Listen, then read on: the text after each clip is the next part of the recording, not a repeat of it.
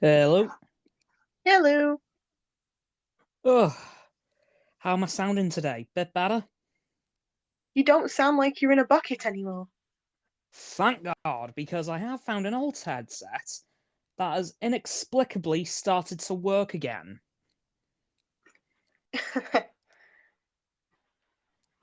Yeah.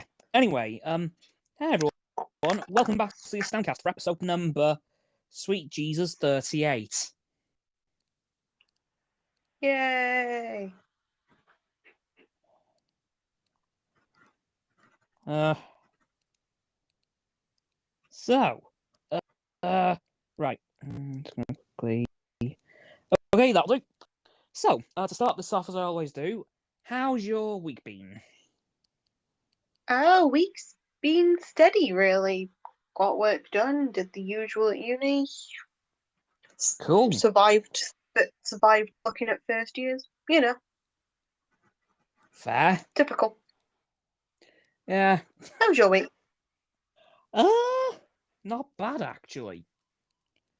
Um, I've once again done a fair bit of work. Passed an assessment in college without doing any of the coursework. Oh dear. Yeah, Well, good don't job. know how. I don't know how I did that. We don't question it. You keep Yep, you keep it. yep, definitely. The exam's coming up either this week or next week, so I'm definitely ready for that. But honestly, this week hasn't been too bad. Always glad to hear that. Yeah. And honestly, the next couple of weeks are going to be a bit well, this week is going to be a bit more interesting because of F1 preseason testing, but I'll get onto that in a few moments. hmm Or should I say right now? Because if you're ready, should we move on to the motorsport section? Go for it. Okay, so motorsport this week. Unfortunately, not all that much to talk about. Tragically, starting off with F1. Of course, as I mentioned in the video from yesterday / earlier on, depending on when you're watching this, Nikita Mazepin has been dropped from the Haas team. However, in the 24 hours since that announcement, his replacement hasn't been announced. Oh. And ever since that happened, there's been a lot of drivers thrown into the ring by fans as to who could replace him. And I'm just going to briefly talk about who all the fans are thinking are going to replace Nikita. So, first off, which is what I'm going to have to shut down straight away, which I'll explain in a moment, is Robert Schwartzman. Because he's also Russian. Ah. So, that unfortunately is Robert out of the ring straight away.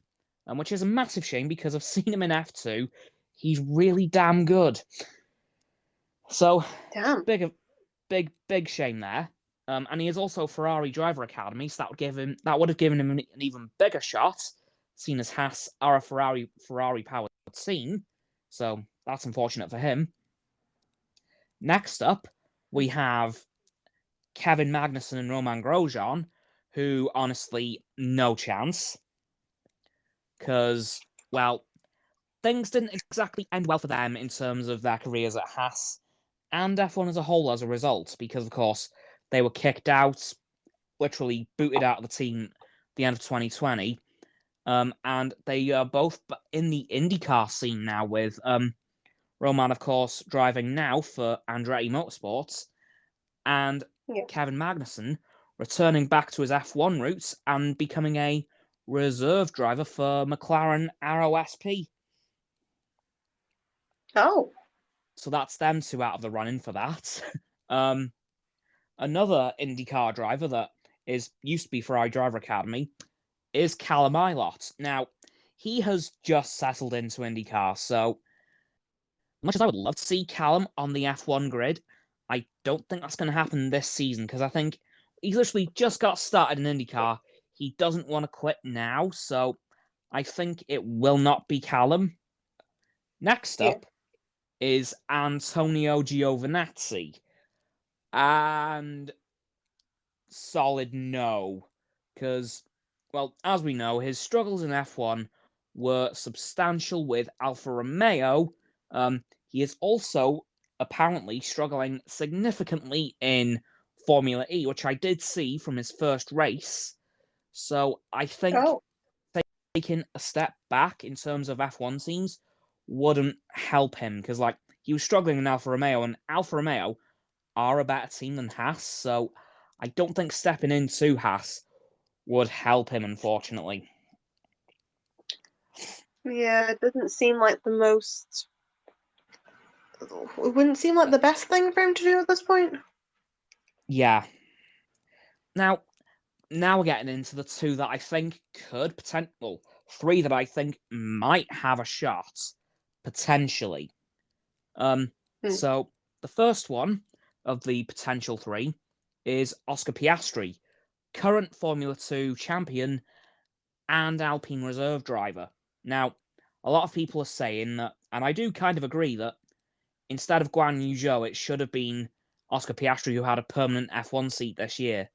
And in some respects, yeah, I can see that. But on the other hand, Guan Yu did also have a spectacular season, so I'd say he does deserve it as much as Oscar does. But unfortunately for Oscar, he grabbed the short end of the stick.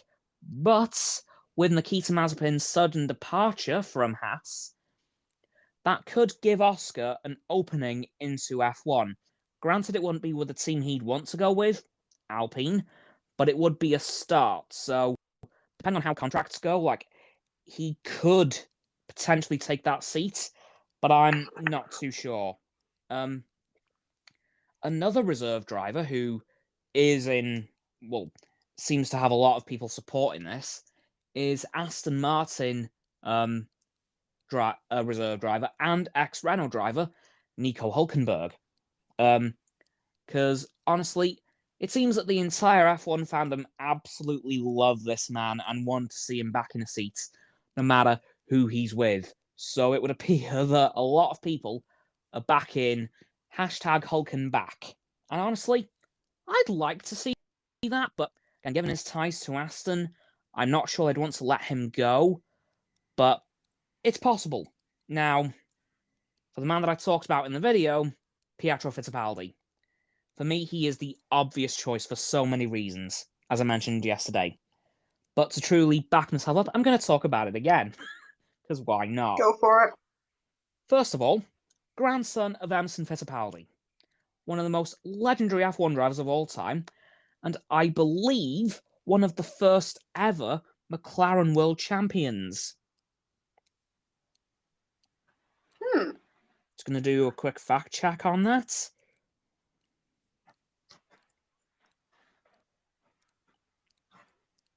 Because I know he was quite early on in McLaren's career in F1. Yeah, here we go. I've literally got a list of McLaren's entire career in F1. Wow, yeah.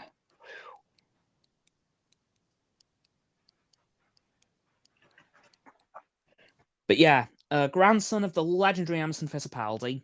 Of course, currently the Haas reserve driver, so he is in the team already. Plus, as I mentioned in yesterday's video, now that your Alkali has left Haas, they're going to be in need of some major financial support. And that would come from Pietro due to his personal partnership with Mountain Dew, one of the most famous drinks brands in the world. So that would probably help the team out significantly. So I am very confident in saying that a lot of people are actually saying that Pietro will only be around for the first couple of races. But I think the financial backing from him alone will, I think, guarantee him for the season. And of course, come next year, Haas can sort out if they do want to change Pietro, or if he does really well, they can keep him. But I think Pietro, if he does get the seat, which I'm pretty sure he will, I think he'll be in there for the season.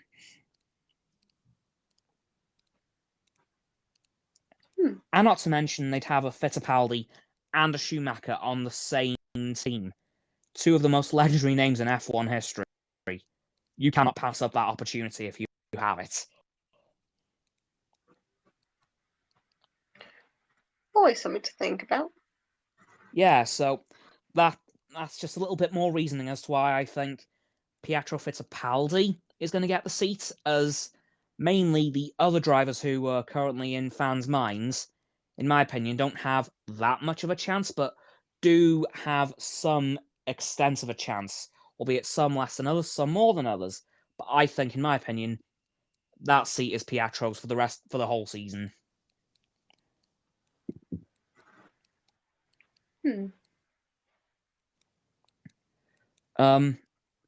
Anyway, moving on from F1, we have NASCAR, because last week, current reigning NASCAR Cup Series champion Kyle Larson got his first win of the season, to very few people's surprise. So, yeah, last week's Auto Club 400 was won, by Kyle Larson himself. And tonight's race is going to be the Pennzoil 400, which is in, Las Vegas. Whoa, that's quick. Damn. Usually, from what I remember, Las Vegas is a bit earlier on in the season, although some tracks do run 2 races, so maybe this is just the first. Potentially. Because I know that Daytona runs 2 races per season, one the Daytona 500 to start the season off, and I think it's the Coca-Cola 400 in June-ish. Let me try and find that. One moment. Yeah, Coke Zero Sugar 400 at the end of August. But yeah, tonight's race is at LA in Las Vegas in the Las Vegas Motor Speedway, and the man on pole is actually Christopher Bell running the DeWalt number 20 Toyota, so best of luck to him and all the other 39 NASCAR drivers. Let's see who wins tonight. And now moving on to what were you going to say? Sorry. No, it's like just getting curious about who would win again. Yeah, like NASCAR is very hard to predict because it's a spec series. So if you're running a Chevrolet, you're running the same Chevrolet as all the other people who are also running a Chevrolet. So you've all got the same car. Yeah. Like the only way to really predict who's going to win is which of the 3 car manufacturers are looking strong that weekend, and even then, you're only cutting down your guesses to like a third of the grid. Yeah, that doesn't seem too possible to predict that easily. Yeah, especially with 40 drivers. Yeah. Yeah, that's where things get a bit tricky. And same goes for IndyCar. Although your chances of predicting IndyCar are even worse because same cars but 2 different engine manufacturers, namely Honda and Chevrolet. So you've got even less chance of predicting IndyCar. Yay! Yep. Yeah, just when you thought it couldn't get any more difficult, it does. And tonight's race, I think there's a race tonight. 1 second. Oh man. So much research you have to do today. Yeah.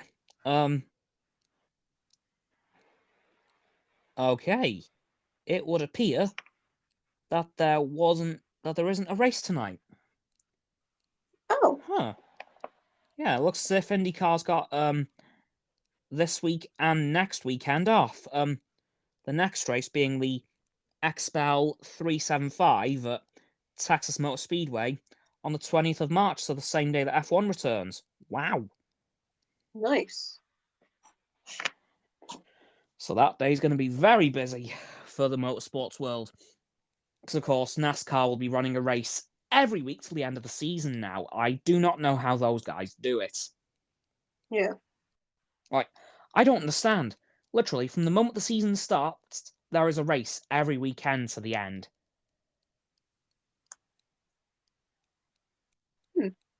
And it won't end till, like, the end of, I think, the beginning of November. So they've got 7 months of straight racing every weekend. I see. That is nuts. Anyway, with that little brief freak out about IndyCar not being on tonight, which I wasn't expecting, that's going to do it for this week's motorsport section. Nice. So, anything else you'd like to talk about this week? This week, good question. Well posed. There is not Oh, much. I do have something that I wanted to follow up on from last week. Okay. Have you found anything out about the new Pokemon games? No, there haven't been much more to be released. Only the fact that there's still going to be 2, Right. which means there's going to be version exclusives, which is going to be a pain. Yep.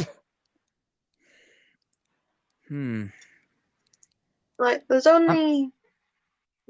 been like 1, maybe 2 game. Well, there's probably like the second game that actually no. All the other games have like version exclusives, but Yeah.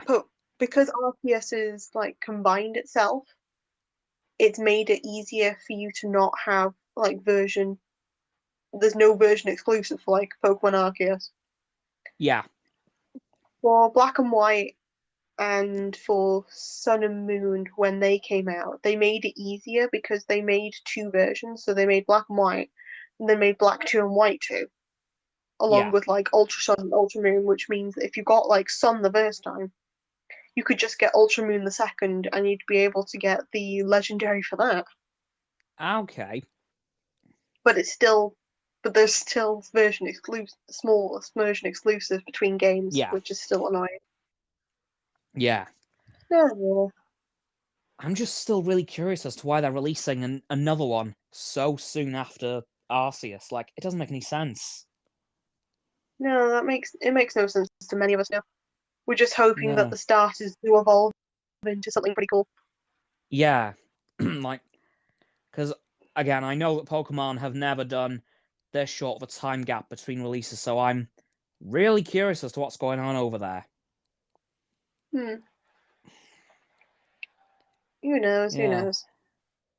Yeah, they've got Yeah. But yeah, with the starters, what we can say currently is that the starters and the Pokemon region will be like Spanish Mexican theme, most likely Oh, Spanish. okay. Because That's pretty cool. again, you can guess that from some of the structures that are in the building. Well, Yeah. in the building in the game, because there are a few that have already been released game wise. So Okay. you're able to point. People have pointed out that they're similar place in Spain. Oh, wow. Then Okay. with the name of the Pokemon as well, so Sprigatito and Fuecoco. Of course, they Yeah. sound a lot more Spanish than the word, Yeah. so that also gives a little factor So this is a new because region then. it's a new region, yeah, but it's supposed to be more open world. Okay. So they're trying to one up how they did Sword and Shield, because as Yeah. you know, Sword and Shield was based around the UK. Oh, Yeah. that I was not aware of. Oh, okay. Yeah, it was based around the Oh, UK. So, like, a lot of the places that were based on the map are definitely based around, and and some of well, quite a lot of the Pokemon are based around stuff to do with the UK. oh wow. There is literally there are 2 Pokemon in particular that you can point out as soon as you see it. There is a Poltegeist / Sinistea, which is a cup and a teapot. And then there's a Yamper, which is like a corgi. Oh my god, yes. Although the starters don't really show that much when it comes to UK, I don't think. Because Grookey is a monkey with a stick that evolves into a monkey with some drums. Huh. Okay. I believe Score Bunny would be the closest, for the reason being it evolves into Cinderace, which is like a footballer, so I can guess it from Okay. there. Huh. But then like Zoppel evolves into like a Minteleon, which is more like so it's kind of like a lizard and two legs, very sort of slim, slender. So I wouldn't be able to Huh. explain how that would like. Okay. But yeah, the entire region is based around the UK. And what Pokemon ended up doing after the release of it was, remember Sam and Mark from like years ago? Oh, yeah. They put Sam Definitely. and Mark on a bus and made them tour the UK for Pokemon They to did. show like where they were, Oh, that where stuff was. explains why they did that now. Oh. Yeah, Oh, that makes a lot more sense now. yeah. I just thought that was a very weird thing that they did because Sam and Mark. No, no. As soon as I saw that, I was instantly so happy because they were just showing where places were based Okay, that's actually really compared to cool. the UK. Well, Like the final area is basically just London. of course. Had to be. There's also because because what we've ended up working out is like the map is just flipped upside down, kind of. Oh, okay. So when because we try to people try to compare where stuff would be in relation to the UK. So I Yeah. think Ireland is possibly represented by one of the DLCs. Huh. Potentially, I wouldn't be able to 100% this. It's just my speculation. Fair enough. But yeah, most of that region is based around the UK.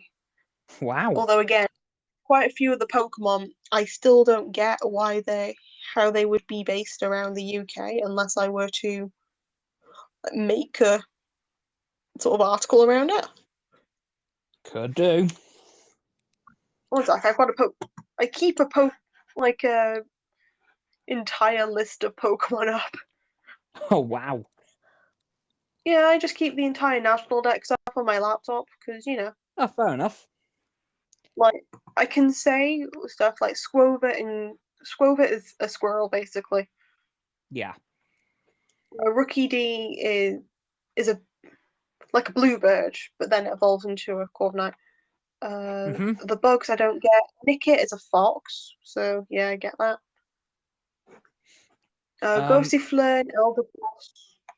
I'm just trying to explain like stuff that can link yeah. to the UK. Yeah. They're Like, like dandelions, the two I just explained were. yeah. I was gonna say my guess is probably through evolutions of the Pokemon you get the UK stuff. Not really, because Squovit looks more UK than Greedon does. There is a sheep. Yeah. Yeah, right at the beginning there is like a sheep that you start with.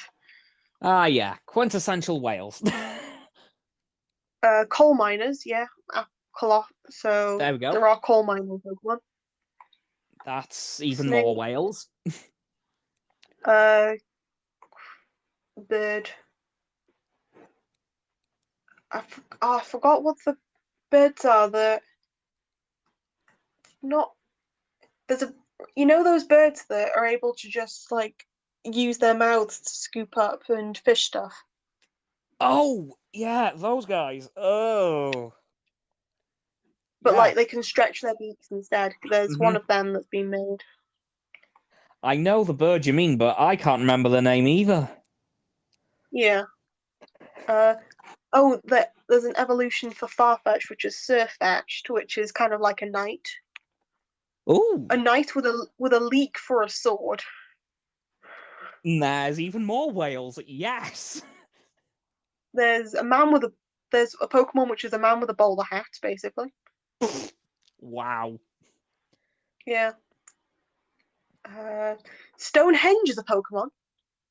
Wait, what? Yeah, Stonehenge is a Pokemon. Okay, that's the reason that thing exists. It's a Pokemon. There we go. Problem solved. There's a tower that's also a Pokemon. Huh. Probably going to be representing Big Ben, I'd imagine. Not, no, because it doesn't have a clock on it. Ah. But yeah, Okay. that's the main things I can potentially link stuff to. Huh. Hmm. Well. I might need to watch this little salmon mark tour of the UK now to see what's in the game. Like, To I've, just see what places have been yeah, based around. Yeah. like, because I'm hoping they put some parts of Wales in there, even if it's just Also, Cardiff. also, well, again, they've taken like those places in examples, but you can see like the relatability. I can always get the map up quickly Yeah, sounds good. because I'm in front of the map anyway. Well, I'm in front of the laptop, which I can get the map up. Brilliant. Yeah, so assuming that everything is basically flipped upside down, what in yeah, see. Yeah, kind of assuming that we've started upside down ish. We start near the north, so technically our Pokemon trainer is northern, but it's flipped to see Okay, that it's southern. nice. Then we sort of move up through England. Wait, is that moving up in terms of the map or moving actually down? Moving down technically, but So towards the Midlands area. I need to find like a better map just to. Yeah, like, oh, this whole upside down thing's very confusing. Ah! I know it's only again that's just like a theory I've seen. Yeah, and honestly, that would make sense. Okay, stretchy. Actually, I'll send you the map just so. Yeah, that might be a better idea.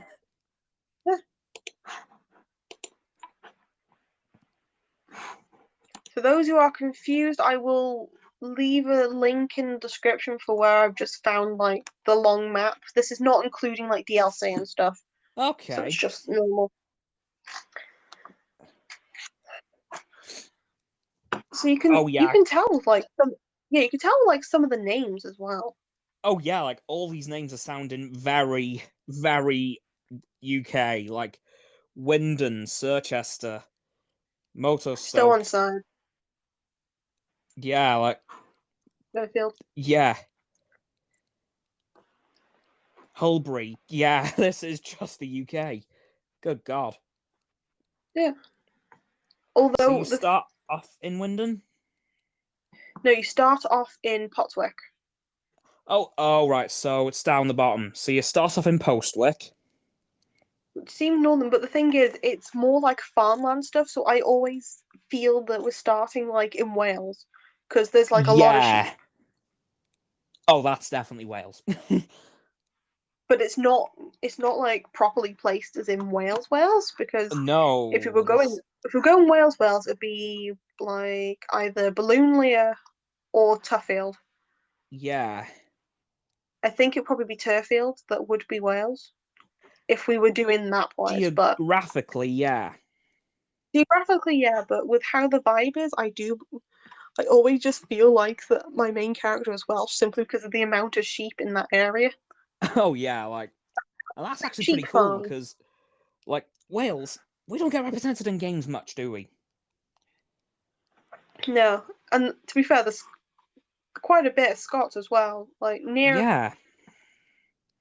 with the DLC, there is a DLC for like a really cold area that's down further, which I believe is Okay. more Baltic-esque simply because of the joke that it's always so cold.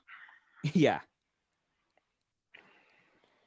Yeah, that area down south, like Postwick, where just Slumbering Weald, that is definitely the Wales tribute area. Potentially. Although Like, Turfield also seems quite similar. yeah, Although the crop like, circles are the thing that I wouldn't be too sure. yeah,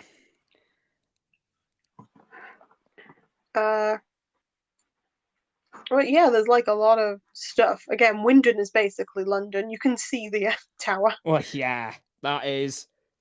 Oh God, what's the tower called? It's not the tower in London. Oh no, Uh, not the is it? London Eye, because that's Is the. it the Shard? Yeah, I think so. It may be a kind of tribute to that. Yeah. Like, Sir to Chester me, is a mix between. Yeah. oh, what were you gonna say? No, no, you go first and then I'll continue. I was gonna say it looks like a bit of a mashup between the Shard and Blackpool Tower with the viewing area at the top. That's probably. Again, it's a fictional world, so they probably just done that. Yeah, like, I do get Shard and Blackpool Tower vibes. Anyway, what were we gonna say about Chester? Like Sir Chester, because they have like Roman baths there, it's definitely a tribute to Bath and then another place. Yeah, there may even be a bit of Chester in there. It is quite busy, so yeah, I could see that. Yeah, Again, like, I would have to get my Switch and just show you the areas, or when yeah, you get a Switch, play the game.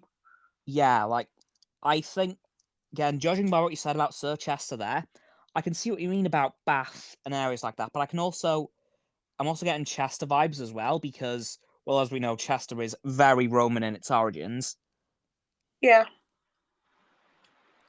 But yeah, even by the looks of the south part of the maps, that does look very Walesy.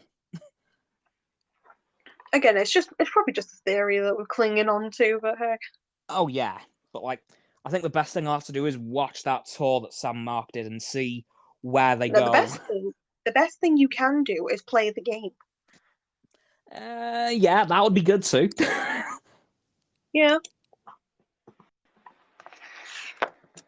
Yeah, definitely the best idea. Oh, yeah, that's all I've got for my theories. Fair enough. Well, hopefully we hear a bit more about the new Pokemon games soon because now they're only about roughly 6 months away. Would you say? Uh, about 8. Okay, so they've got a little bit of time, but not much really. No, not much really, but they do have time. No, fair enough. Um, so, um, I've just had a thought about something as well. Completely switching topic, admittedly, but some Star Trek Picard news was revealed yesterday. Nice. Coming straight off of the season 2 premiere, we have found out that the whole show has 3 days of filming left to go. Yeah. Because they're ending Picard at the end of season 3, as I've said before, and they filmed season 2 and 3 together. So they're filming them all in one hit. Hmm. And they Oh, that's did interesting. release, and they have released a picture of one of the sets that's probably going to be in one of the last episodes of the series. And it was a waist down shot of who I could tell was Picard, and I'm gonna say Raffi, and it was actually a transporter pad. on a ship. But I did recognize it, and I'm very happy about it because it further canonizes Star Trek Online because it is the transporter pad that is featured at the back of the bridge of the Odyssey class. Ooh. First seen as the USS Enterprise F. Of course, given the time frame of Picard, the ship that we're seeing here will not be the Enterprise, because it wasn't launched until 2410, and Picard is round about 10 years prior to that. But I have made a discovery about Season 2. Much like my previous prediction that would be taking place in 2400, it appears, taken from lines of dialogue, to be taking place in 2401. Oh. And that's the first time that Star Trek has actually skipped a year in its shows. Alright. Like, That's very take the next... interesting. Yeah, like, take The Next Generation, for example. The show went in universe from 2363 to 2370 straight through. Yeah. So they never skipped a year. So this is the first time that we've skipped a year in a Star Trek show. So we've skipped out 2400. Yeah. Which is interesting. So Season 3 is going to be, theoretically, taking place in 2402. But they may even push it a bit further ahead to 2405, which would put it in the first year of the Klingon War, which basically we see the end of at the very beginning of Star Trek Online. So that would be a nice way to kind of tie it together. And would very much solidify the game in canon, because while searching for Star Trek Online's Twitter for Saturday's video, I did notice something in their Twitter bio which they've updated now, which actually canonizes the game itself, because it says Prime Timeline, which is, of course, the main timeline that we see throughout the Star Trek franchise, including Picard. So the game's developers have confirmed that their game is indeed in the main timeline of Star Trek, which is insane.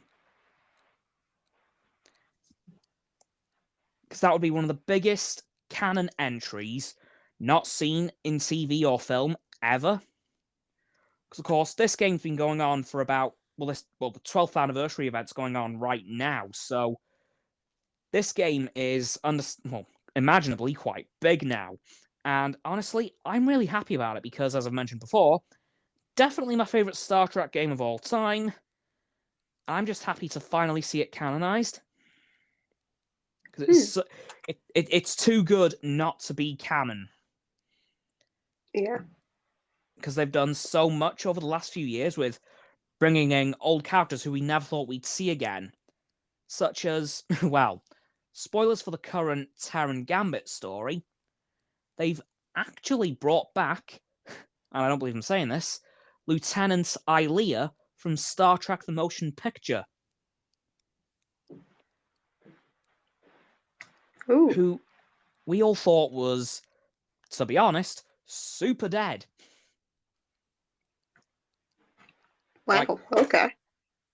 But apparently, she is alive and well, which is very good to see. But honestly, I was really glad to see all those Star Trek Online ships in the first episode of Picard on Friday. That made me so ridiculously happy to see those ships, because while I've never played those ships, I've seen them flying around space in the game, and to see them in the show, that was just really cool.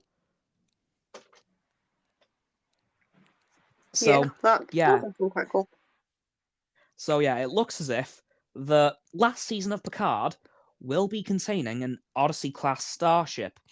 Now, I do have a couple of theories as to which Odyssey class it could be, because there are two, in my opinion, that are very much in the running. One more so than the other, but I'm going to discuss them both now. One is the USS Odyssey itself, the namesake for the class. And that's my whole reason for that. However, the other option, is the USS Verity. Now, the reason for that is because in the comics, which was a prequel comic series, which was a prequel to Picard, Captain Picard himself was actually in command of an Odyssey-class starship during the Romulan evacuation when the hope of supernova was about to occur, the USS Verity. Yeah. And this is, I think, the first Odyssey-class starship that was properly put into service. And of course, with the show being based on Picard, I think it would make sense for him to return to that ship, and would very much help canonize the game fully. I think that would truly, completely cement it as canon.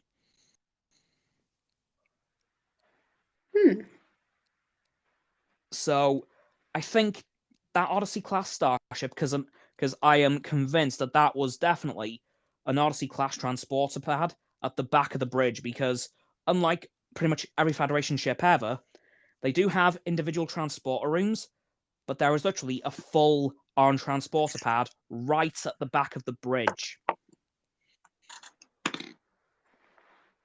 And that set looked identical to that transporter, so I'll be damned if I'm wrong on this one. Well, let's hold you to that. Oh, definitely. I am convinced that that is an Odyssey class. And if so, that's going to be one hell of a set, because the Odyssey class bridge is by far the biggest in the game, and frankly, one of the biggest Starfleet bridges I've ever seen. So that's going to be a huge set to be made. That's probably going to be seen a couple of times throughout the series, because there is no way they're going to build that huge, ginormous bridge for just one or two scenes.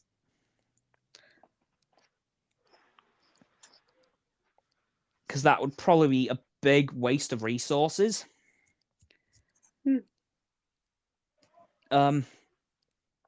Also, speaking briefly about bridges, I was looking at the Stargazer bridge from Friday's episode of Picard and comparing it to the Discovery bridge. And I've noticed something. Like a lot of other Star Trek bridges throughout history, the Stargazer is actually just a redress of Discovery. They've just changed a few details on the bridge, but that is basically Discovery's bridge, because I noticed there was a lot of similarities between the two. And I did notice a fair bit in terms of similarities from the Enterprise bridge from Discovery. So the Stargazer bridge is a bit of a mashup of the Discovery bridge and the Enterprise bridge. So very cool to see. Just wanted to point that little detail out, because I was looking at Discovery and thinking, that looks familiar, that looks familiar. Oh my god, it's a Stargazer.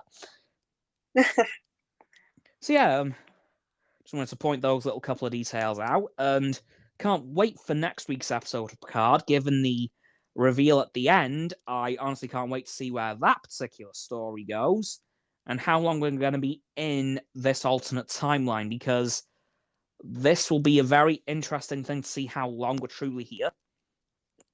Because in the trailers, we've seen a lot of this alternate timeline, but we've seen a lot of the Prime timeline too. So I'm just wondering how much we're going to see of both timelines. Will we be spending half the series in this new timeline, half in the Prime, or will it be a bit unevenly split? Who knows? Who knows? Anyway, that's my brief impromptu Star Trek section over.